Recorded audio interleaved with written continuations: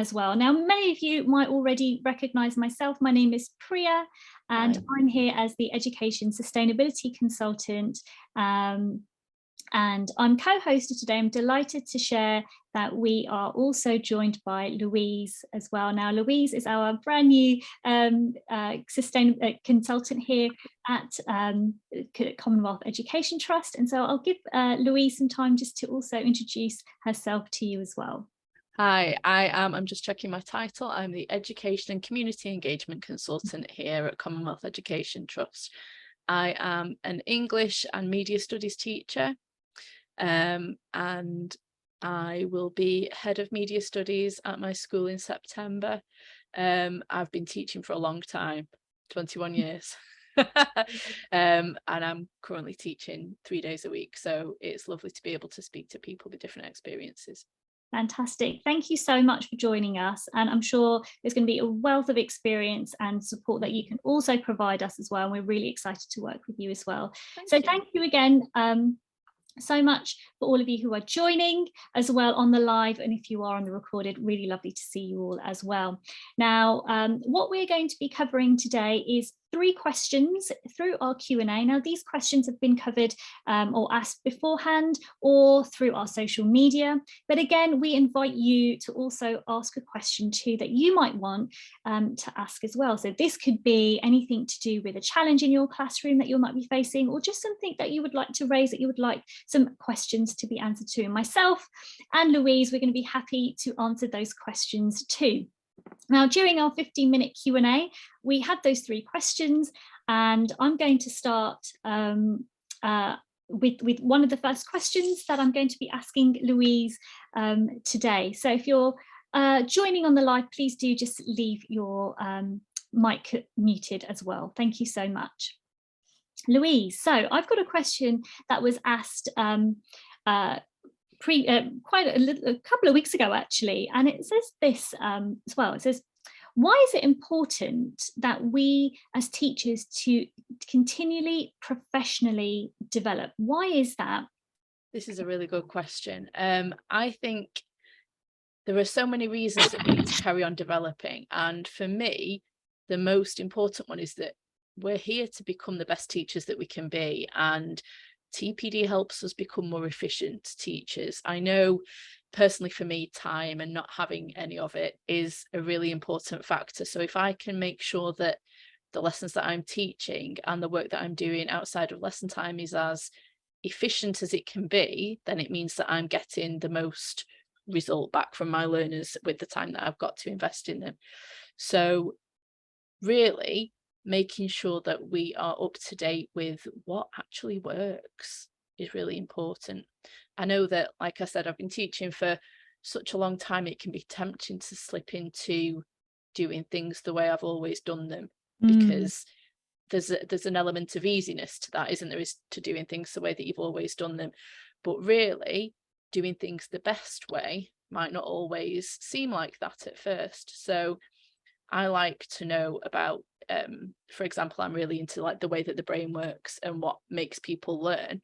So if I can learn about learning and help my students learn in the most efficient way possible, make sure that they can remember and that they can apply that knowledge, then it means that everything that I do in the classroom is worthwhile, and that I'm not wasting my time, and that I'm not wasting my learners' time.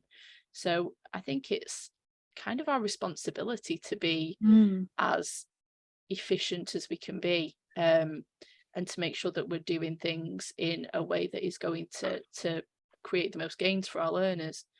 And obviously there are some nice perks for that as well.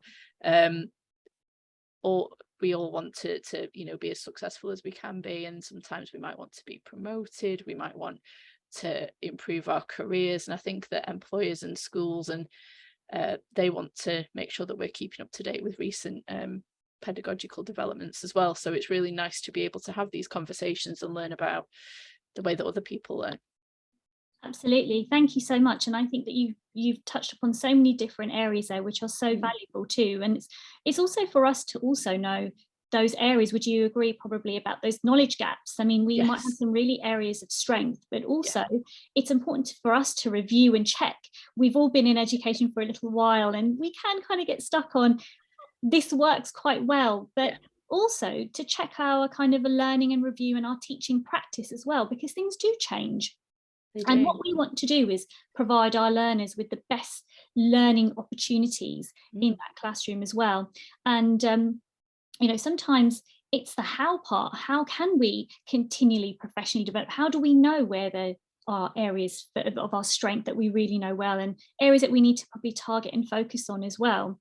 And sometimes something like an action plan can be really valuable, where you can think about your next steps. So potentially this is what, you know, an area that I want to work on, and the steps to think about how to move forward as well.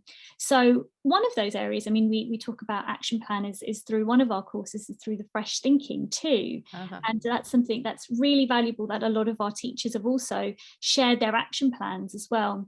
So I'm really pleased that you've been talking about, Louise, about the fact that, you know, we can continually professionally develop and all those benefits, but ultimately it's about providing the best possible learning opportunities as well. Absolutely, absolutely. And it's just nice to know that we're doing what we can in the time that we've got, because nobody has a huge amount of spare time. We've got jobs to do, and we need to make sure that we're using that time wisely. Absolutely, absolutely, brilliant. So that's our first kind of question answered for you, and I hope that quite a lot there as well. I've got a question for you, Priya, one that we had from Facebook, actually. Okay. We had somebody who was asking us if they could see some examples of marking from UK teachers, or if we had any comments on marking, or how to make it more useful. Oh, brilliant. Okay, well, I mean, to be honest, I mean, all of us as teachers, we've done a lot of marking, I'm sure, over the years, or, you know, we use marking as a point of, this is what students are able to know, and this is what areas, you know, they need to develop on. So it shows us as teachers where their understanding is. And as teachers, pardon me, as UK teachers, you know, we can use lots of different effective ways of understanding that. Pardon me, excuse me.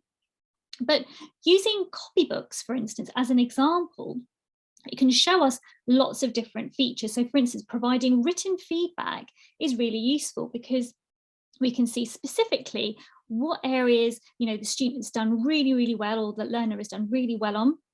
And sometimes we also can provide a feed-forward task. Now, there isn't one particular method in particular that works well. We don't want to share that. There are lots of different strategies, but when we're thinking about marking, there's also a movement away from just using marking as a form of showing how well pupils understand, or our learners understand, in our classrooms as well. So what are those effective other strategies too, other than just using the copybooks, or looking at as written examples as well? I mean, Louise, would you be able to share what some of those other examples could be? So for me, again, I'm all about efficiency and making sure that my time is spent in the most useful way. So for me, actually sitting down to a stack of copybooks is not the best use of my time always. So I'm a big fan of formative assessment, which I know you've talked about in previous workshops and Q&As. So it might even be that I give verbal feedback, constantly assessing where people are at and giving them some verbal feedback on that, or giving them targets for how to improve. I think that being able to live mark is really important. So for me, that means sometimes circulating my classroom, and I might have a pen in hand, or I might just be talking to the students, and I will be looking at what they're working as they're working, rather than taking things in at the end of a session. And for me, it means that the feedback is more instantaneous, and I think that that's much more useful for my learners, because otherwise they tend to forget what they were working on a week ago or 2 days ago. But if I'm there and giving them verbal feedback straight away, then they can really respond well to that, and we can have dialogue about where to move forwards without it becoming a time investment that I don't think anybody would necessarily benefit from. Absolutely. No, thank you for sharing that. I think that's really useful. So you can use lots of different strategies to support your learners and get the best opportunities for your learners as well. So whilst we also use copybooks, we can also use other examples to help support us and understand what our learners know as well. Just as we've had a few of this joining us today, thank you so much for joining. If you have a question, you can always write that into the chat box that you might like us to answer. If not today, we're more than welcome to happily answer that question next time in our next workshop as well. We do have one last question that we would also like to ask as well. And I wondered if this question could be something to help support some of our teachers as well. It says, how can I ensure, check and even just assess that my learners understand what I am teaching, as I have a really large class? And I think this is quite interesting because some of our classes can be groups of 30 or even more, even as 50 as well. So how can we ensure and check and assess that learners all understand what I'm teaching is understood by learners as well? What would you probably say to something like that, Louise? So again, I think you're needing a more instantaneous form of feedback when you've got so many people in one room. And I think that, again, the formative assessment would be really useful for me as a teacher to be getting some live responses. So I know you've talked previously about do now tasks. And for me, when my learners are coming into the room, I want them to not have any wasted time. So I want them to straight away be thinking of what we learned last lesson and engaging the brain in the topic that we're looking at today. They might have come to me from a different subject discipline, or they might be distracted by, what's happening in their life at the moment. So I want them to come in and to think, oh, okay, that's what we're learning today. And that might mean them sitting down with a piece of paper or with something presented on the board, or even me just giving them an instruction as I greet them at the door. And them coming in and responding to something that I've asked them in the first instance means that I'm getting instant feedback. So I personally am a big fan of greeting every student at the door with a hello, how are you, how's your day? And it means that I can make a personal connection with them as they come in. And I know that that's tricky with a large class, but to have a verbal contact with as many of my students as I can, I think is really important. I also like to circulate my space. Yes. Which, depending on the way that you've got your setup, can be easier or harder, but I like to move around so that I can physically position myself near my learners. And sometimes if I have learners that I know are finding things especially difficult, or maybe if in my case, sometimes maybe their behavior isn't the way that I would like it to be, because I teach some teenagers that don't necessarily always want to embrace what I'm teaching them. I like to physically move myself to be nearer to them, and then we can have that moment of contact where I can see what they're doing, we can talk. I think when you're talking about whole class teaching as well with a big class, use some visual cues. So even something as simple as show me if that makes sense, thumbs up or thumbs down, or you can do this if you're not quite sure, because sometimes they can be reluctant in front of their peers to say that they don't understand something. So this gives them a bit of wiggle room, a bit of opportunity to show that they could do with having an idea explained a bit more clearly. And I think that's just a really nice way of getting a large number of people involved at once. Absolutely, I think that's really great, and I like the practical strategy that you've also suggested there. It's one of the strategies also that we share in our practical active course as well, and it's called the thumbs up, and it's a great indication to show whether our learners, do they really understand, or not sure, or not really at all as well. And it gives you that indication straight away of what areas you might need to cover again or recall as well. There's another one though that I think is also really beneficial as well, which is you can get almost your learners as teachers as well. flip learning, we call it. Yeah, absolutely. And I think it's really great that we can use our learners, because sometimes the essence is always, as teachers, we need to be sharing information, and students would write down information or learn that way. But often we can use learners as teachers too. So, you know, having an active part of your lesson. So they might be able to explain something. There might be a theme that they can explain. Alternatively, it could be through a diagram. But using learners as teachers can also be really helpful. And if some students particularly may be, you know, not sure, or maybe a little bit, you know, weaker in some areas that they're not sure about, it helps to see that you can work with your peer to explain an aspect or a theme as well. So there are a few practical strategies that you can implement in your classroom that, you know, are easy to implement as well, and can be tweaked according to what works best in your lesson as well.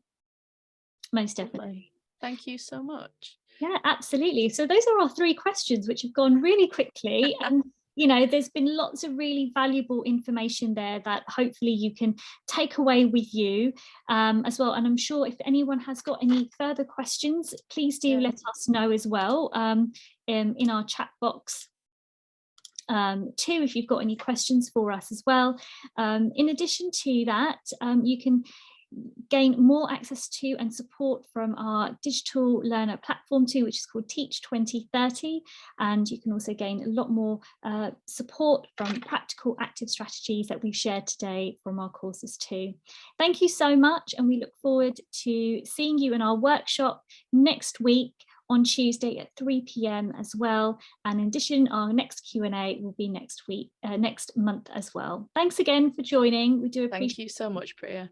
And thank you so much, Louise, for joining as well. Have a wonderful day. Bye now. Thank you. Bye now.